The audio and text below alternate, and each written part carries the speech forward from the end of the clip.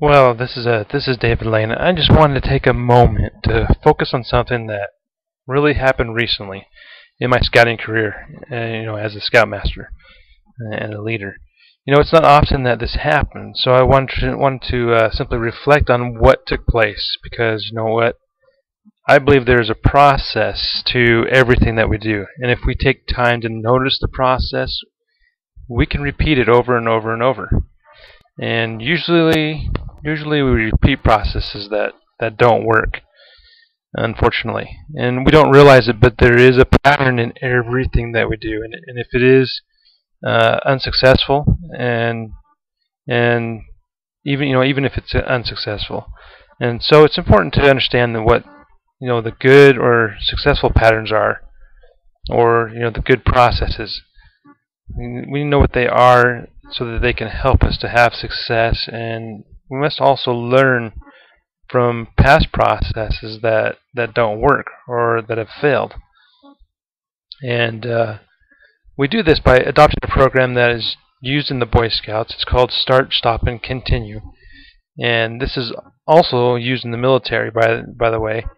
And I found it very productive because, you know what, I'm a why guy. That's what I do for a living. I'm a process guy. I don't need to know why this or that did or did not work.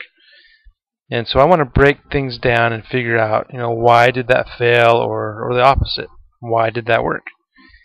And so when we do start, stop, and continue, we can take what works and build on it as we uh, we can build on it as we stop what didn't work and throw it away. So think about this. We have the ability to pattern success by finding what works and repeating it over and over and over again and again and again. And this pattern makes leaders even better leaders. So I've been thinking about moving. I'll tell you a little story here.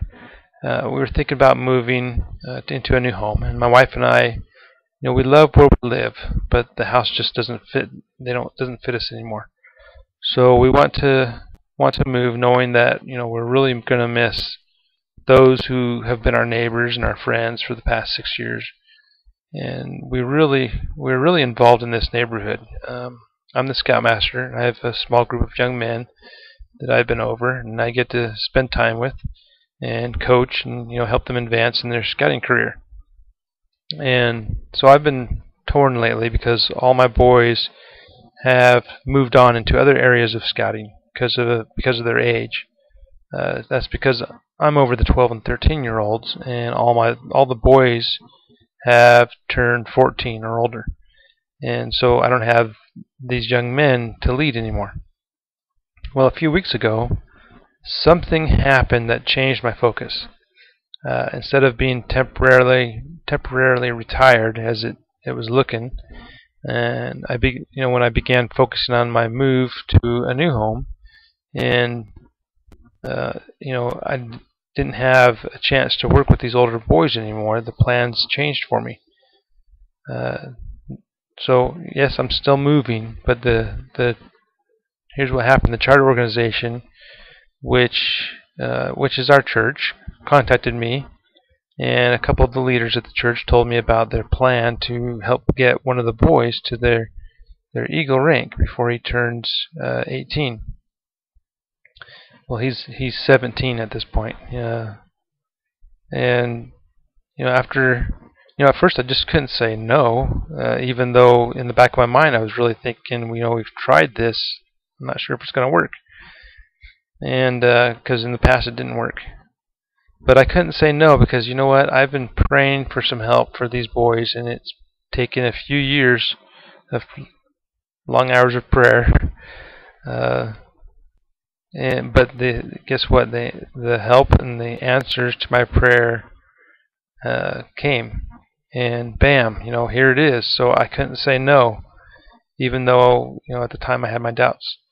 And so what we did is we had a meeting with the young man and his parents, and they laid out a plan of action for him to take this summer, and things that he needed to do to get his merit badges and begin working on the requirements for his Eagle rank. And the boy and his parents were excited, of course. Well, at the meeting, the bishop of the church was attending. He was inspired to have this young man have his home teacher be involved with this. And so now we have the bishop of the church, we have one of the bishop's counselors, and the boy's home teacher focused on helping this young man. And we met with his parents and laid out this plan, and then left with a prayer. And with the focus of all these great leaders and his parents, we were able to help this young man to advance in rank in a short period of time, and closer to the next step, which is getting his eagle.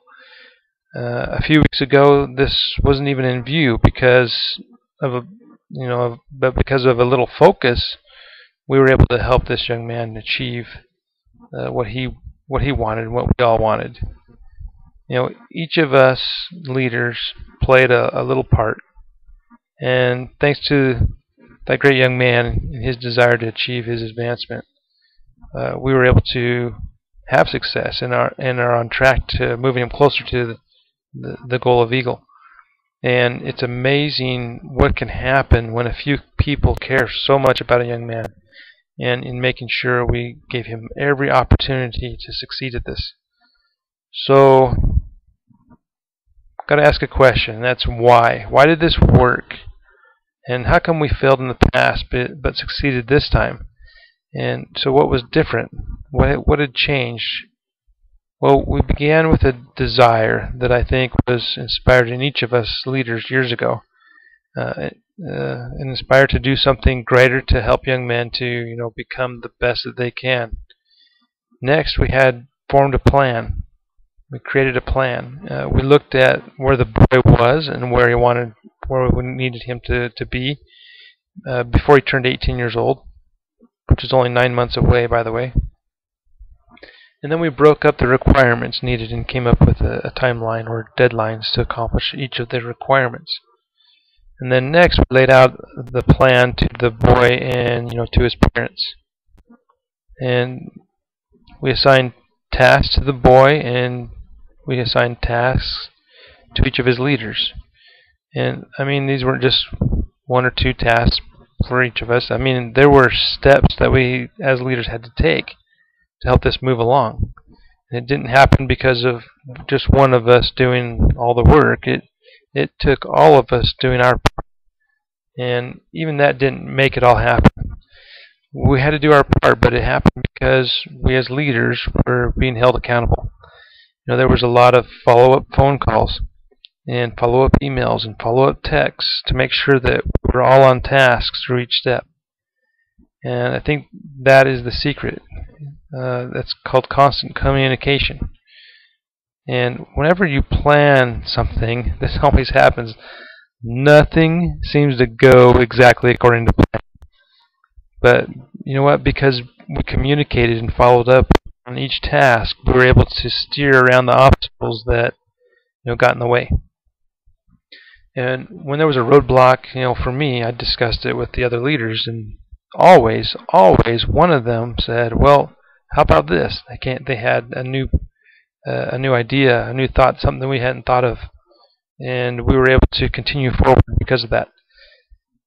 It's important to recognize what took place here, because this is what it's going to take. It's going to take this with each boy to get them to their eagle rank.